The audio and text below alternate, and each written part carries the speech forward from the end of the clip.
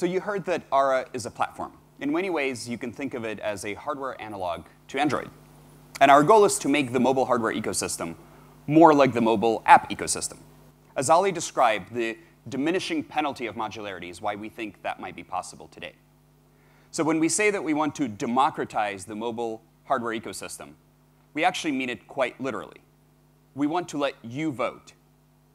Vote about the pace and direction of innovation in module creation. We also want to let our users vote.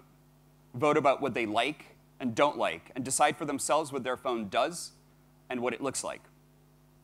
We think this will enable us to reach many more people globally with the Ara platform.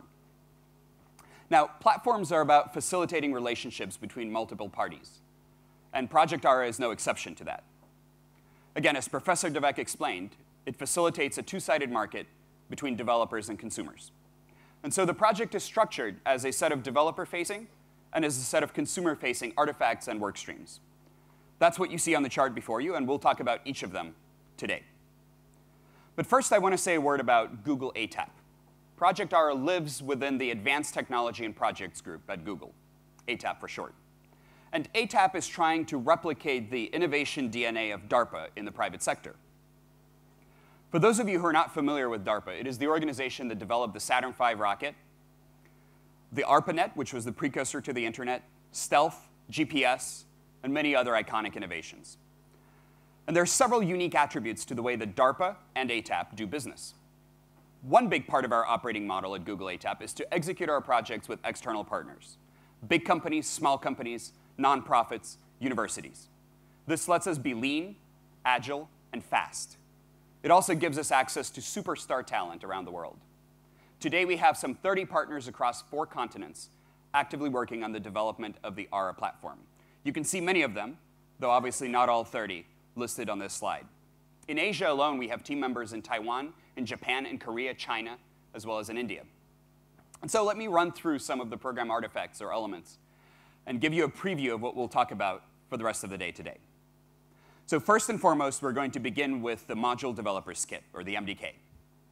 The MDK consists of a design specification, open source software and firmware, and a set of reference designs, including electrical and mechanical CAD models.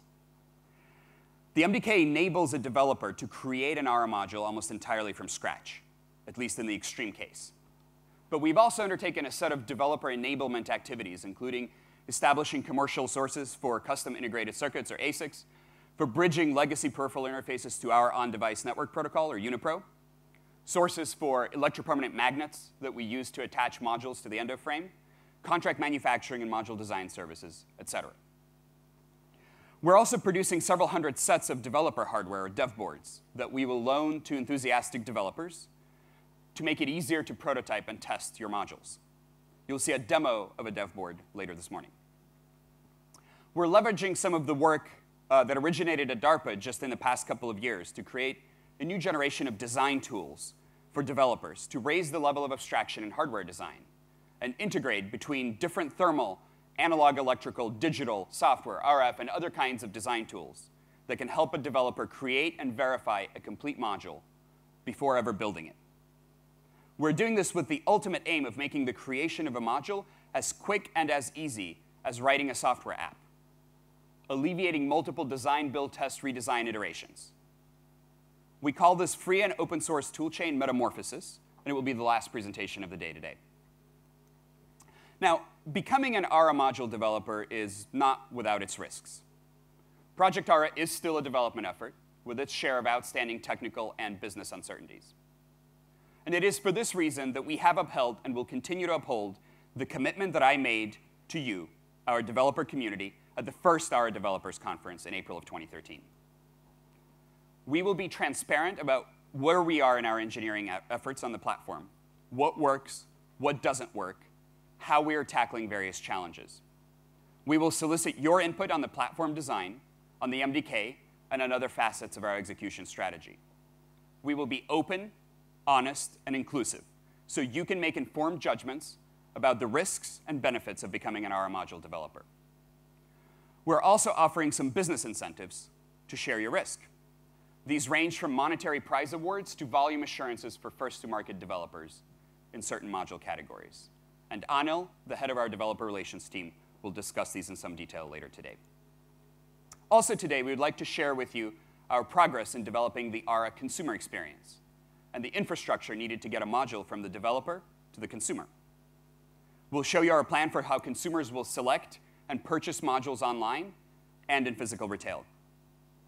We'll share some designs for flexible packaging concepts that can accommodate from a single module to a full device with spare modules to spare endos. And of course, we'll tell you about our emerging relationships with cellular carriers. At the last Ara Developers Conference, we spoke about consumer-grade production volume 3D printing for the aesthetic decoration of the module shells. Well, it didn't pan out on the aggressive timeline that we needed to support Project Ara. That said, we think that the production 3D printing technology is highly compelling and will find numerous consumer applications in due time. In the meantime, we have instead been working with an alternative, more mature technology called dye sublimation, which enables us to apply full-color, high-resolution imagery to the surface of a module shell at the point of sale. And you'll hear more from our partner, IDT Systems, later in the day. Now, let's talk about where we are in the overall trajectory of the project. And let me begin with a bit of history. As all ATAP projects, Project Ara began with an analytic framework. It's a quantitative assessment of the economic and technological trade space surrounding customization of mobile devices. The analytic framework suggested that we might be at a technological inflection point, with Moore's law and other miniaturization trends enabling a modular system with a modest 25 to 30% overhead due to modularity, as well as data showing that not only is this acceptable to customers, but that the user perceived value of deep functional and aesthetic customization exceeds this penalty by an order of magnitude. So we decided to give it a shot. We launched the Make with Moto pilot, which engaged America's top engineering and design schools in developing hardware projects around an open, hackable version of a Motorola smartphone.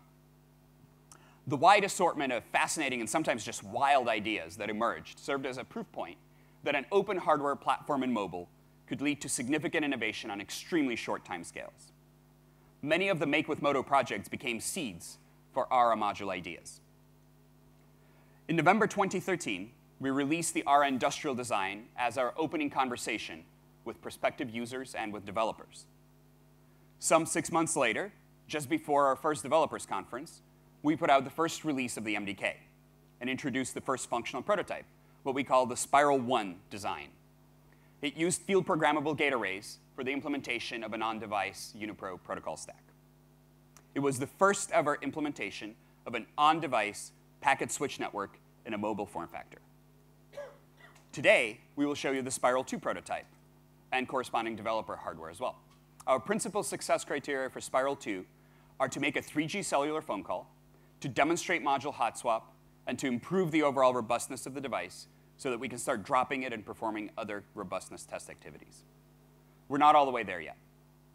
We've manufactured all the hardware, and we've shown basic boot functionality on the new generation of devices, and we'll show that to you today. But we are behind on firmware development for the Unipro Bridge ASICs, which gate many of the other capability demonstrations that we need to complete Spiral 2. But as with all software, we are releasing the Unipro Bridge firmware as open source, and you can keep track of exactly where we stand. Now, in Spiral 2, we replaced all of the FPGAs with the first rev of a Unipro switch ASIC, and, as well as 2 types of Unipro Bridge ASICs. We've moved the electropermanent magnets from modules into the endoskeleton frame to free up more room in the modules for developer-produced functionality. We added a 3G modem and an analog RF bus into the endoskeleton that allows us to connect antennas and multiple modules to the same modem. And we've created reference module designs for 11 different modules, all of which are included in the MDK. These include 2 application processors, one from Marvell and one from NVIDIA. Today, you'll get a quick guided tour of an AP module, a modem module, and a pollution sensor module, just to give you an idea of what's involved in making each one of these. Now, in the coming weeks, our focus will be on demonstrating key Spiral 2 objectives that I described and assessing the scope of changes that will need to be made in the course of Spiral 3. We're aiming to make the Spiral 3 design robust enough such that we can start putting those devices in users' hands for the very first time. So the success criteria for Spiral 3 are by necessity rather stringent. We believe that we must match the functionality of state-of-the-art smartphones today, plus have a vibrant module ecosystem consisting of 20 to 30 modules across some 10 to 12 categories. This means having day-long battery life, well, perhaps with the allowance of a single battery hot swap, just because we can. Having camera performance that's at least as good as the status quo, having 4G LTE functionality, having a robust security architecture for addressing the user privacy in an open modular platform, and of course continuing to drive the bill of materials cost for the endoskeleton frame aggressively. Let me highlight briefly some of the major platform design improvements that we anticipate between Spiral 2 and Spiral 3. The first is moving from DC-coupled data transfer over spring pins to AC-coupled inductive pads between the modules and the endo. The inductive pads are contactless. They have an air gap of about 150 microns. And we expect that they will alleviate the scratching that you can see in front of you that occurs with the spring pin design that we currently have. We expect them to improve the robustness of the connection, particularly after heavy use. But maintaining the air gap tolerance itself is no small feat, particularly when you sit on your phone. And I call this the butt test that we have to pass. Now, we've also discovered a design flaw in the electropermanent magnets, or EPMs, that we use for the rear modules in Spiral 2. You'll hear more about this from Ara Kanayan, who's our lead mechanical designer. And just as a footnote, we thought that Ara had a pretty cool name and that he was a pretty cool guy, and so we did name the phone after him. It didn't go the other way around. Now, the short of it is that we didn't adequately simulate the dynamic behavior of the magnetic flux transitioning from the off state of the EPM to the on state of the EPM. We've redesigned them. The new design has been manufactured, and we're hurrying to test it in the actual form factor prototype device. We'll update the MDK and release an incremental version in due course as quickly as we can. And we expect to do a clean sheet revisit of the module to endo attach mechanism in Spiral 3 to avoid these kinds of problems. Thus far, we've confined antennas on the Ara platform to the modules themselves. So we've seen good test results for antennas designed using Ansen, which is an antenna synthesis tool that was created by one of our partners on this project, X5 Systems. For the lower frequency cellular bands, however, we've run up against the inherent limitations, the inherent physics imposed by the 4 millimeter thick Z thickness or Z height of a single module. We've not yet fully tested the 3G antenna design in the form factor Spiral 2 device, but the simulated pattern is what's depicted on the left there on the slide in front of you. Now, as a hedge in Spiral 3, we are exploring expanding this analog bus that we've created in Spiral 2 to allow modules to connect to antennas in other modules, as well as antennas that are located in the endo. And an endo antenna, a low-frequency endo antenna, is what's depicted on the right there. So you see significant gain improvements. And last but not least, power will be a major focus for Spiral 3, for the Spiral 3 design effort. We are pursuing a vigorous power reduction regimen as we proceed through the platform design process. And we're also actively encouraging several developers of advanced battery technology to create Ara modules as a way of getting their tech into consumers' hands much more quickly than is possible today. But until this tech is ready and to hedge our bets, we also want to expand the volume available to batteries in the Spiral 3 platform design. We're going to do this without affecting the overall industrial design of the system.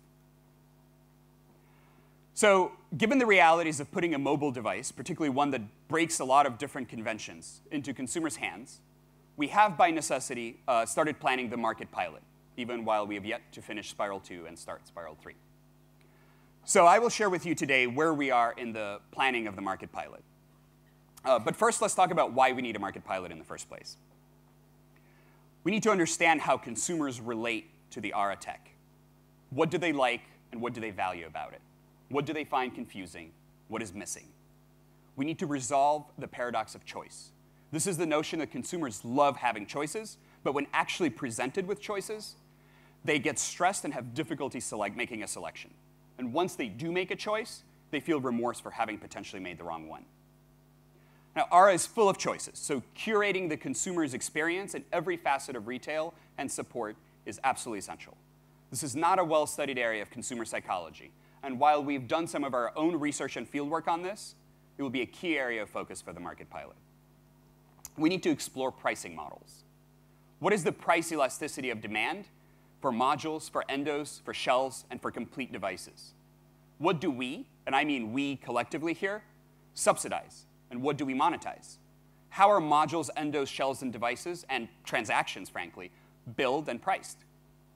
Again, we have some very solid hypotheses to test here, and we've engaged some top-notch economists to help us out. But we need data from real consumers buying real stuff. Also, what about secondary markets? We conjecture that Ara will precipitate the emergence of a module sharing economy, give rise to social behaviors like module swapping, as well as a resale market for used modules. We want to test if this is true. We want to understand the dynamics, and we want to see how we can help. Also, the fulfillment chain, the flow of goods, of information, of money between you, the developers, and the end user is unconventional and, frankly, rather complex. The analogy with traditional mobile handsets or with software apps only gets us so far. And while we've made significant progress on the fulfillment architecture for Ara, we will need to exercise it end-to-end with real products and at scale. So lastly, there are numerous questions about marketing and branding that we can't answer in a vacuum. Is it a device or is it a platform? Is it a modular smartphone or a new category of device altogether?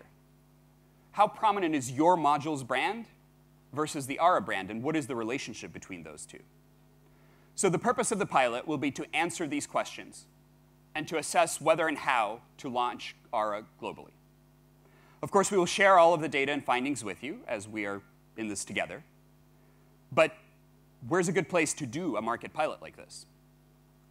So, as you've probably heard, we've selected the US territory of Puerto Rico, an island in the Caribbean Sea, with a population just over 3 million people as the location for the market pilot, which we aim to begin later in 2015. We selected Puerto Rico for several key reasons. First, it has a really, really diverse mobile user base, ranging from entry-level feature phones all the way to premium smartphones. The feature phone-smartphone split is about 50-50. And remember, there are some 1.5 billion smartphone users in the world and some 5 billion feature phone users. So it's absolutely critical that we learn from both in the course of the market pilot. Puerto Ricans are voracious mobile users. In fact, over 3/4 of all internet access in Puerto Rico is via mobile devices. This is a global trend, and Puerto Rico is at the leading edge of it. Unsurprisingly, given those two facts, the cellular landscape in Puerto Rico is extraordinarily vibrant, with US, Latin American, as well as local carriers, and over 15 different MVNOs. And as a US territory, Puerto Rico is under FCC jurisdiction, so we can continue our work with the FCC on a regulatory approach for certifying Ara. Now, Puerto Rico is a gateway from the US to the world. It's a bilingual culture. It's well connected as a communications, logistics, and trade hub. And it has designated free trade zones, which we can use for importing modules from developers worldwide.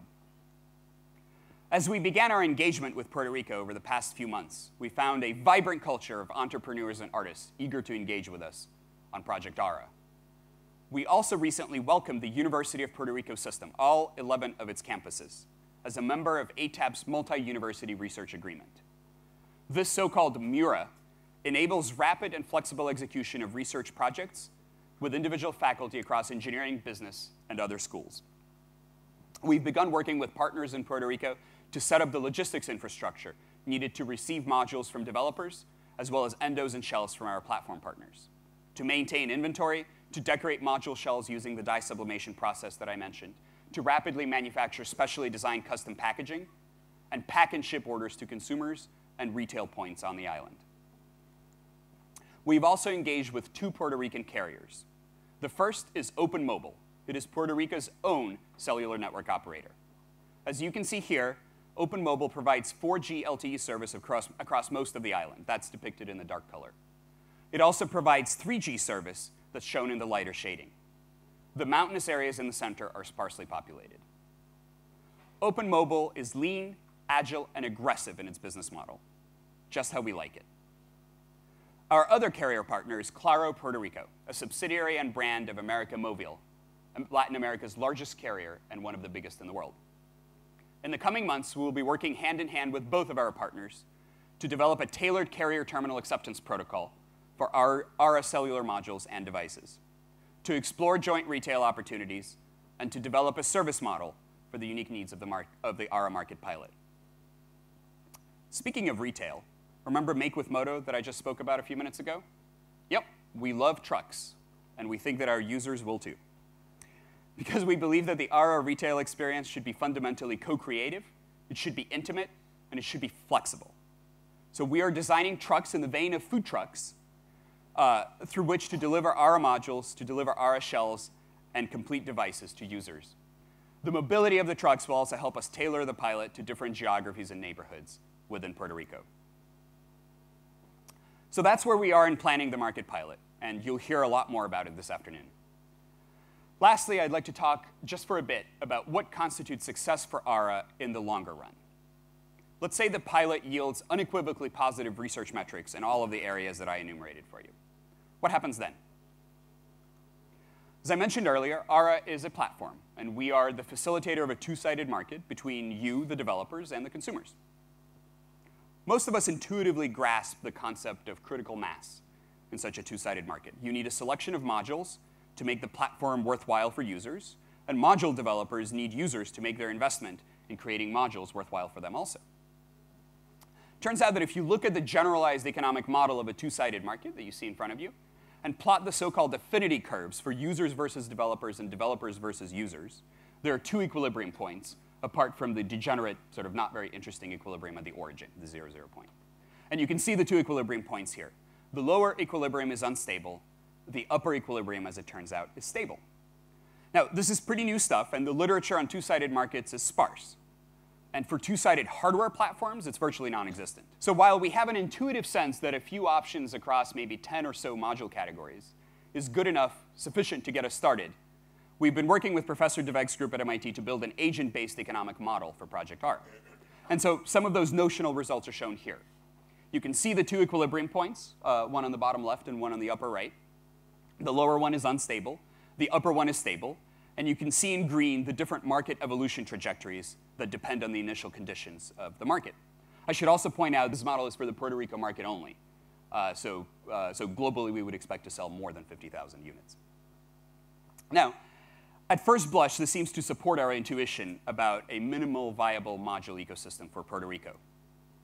However, these results are super, super sensitive to various assumptions about consumer and developer behavior, such as the affinity curves, ecosystem entry and exit rates on both sides of the market, et cetera. So let me finish my talk with a plea. We want to understand what makes you as developers tick. What are your motivations? What are your preferences? What are your goals? We'll ping you in a few days after this event with a research survey, and we may follow up with additional questions and interviews. So please help us. And as always, we will share the results back with you so that together we can have a shared understanding of what success looks like in an Ara world. We're making together something that's never been made before. It's different. Part of it is a phone, and a phone is part of it. It could reshape the mobile landscape. And in many ways, it's terrifying. But we are in this to make a better world, and we invite you to come along for the journey. Thank you.